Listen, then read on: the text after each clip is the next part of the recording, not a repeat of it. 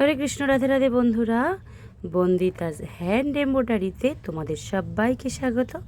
আবারও একটা নতুন ডিজাইন তোমাদের সামনে নিয়ে এসেছি। দেখো, অবশ্যই ভালো লাগবে।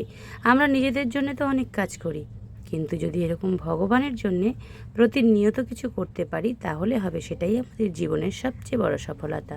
আর আমি বানিয়ে নিচ্ছি এখন ছোট্ট একটা কুশন কভার। তোমরা লক্ষ্য রাখো আমার হাতের দিকে। আমি তো কথা বলছি আর বানাচ্ছি, কিন্তু তোমরা লক্ষ্য রাখো। প্রথমে আমি হলুদ দিয়ে পুরো চাকতিটা বানিয়ে নিয়েছি।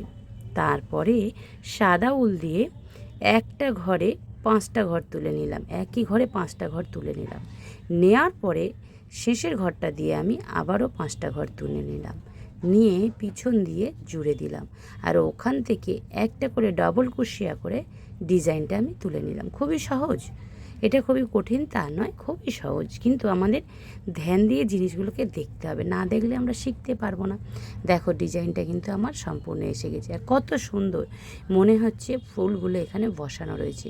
আর এত ছোটোর মধ্যে ডিজাইন দিয়ে বানালে কালারটাও তেমনই সুন্দর, সাদা আর হলুদ, যেন কাঁচা হলুদ আর সাদা টক টক করছে। এত সুন্দর লাগছিল আমার আসনটা বানানোর পরে।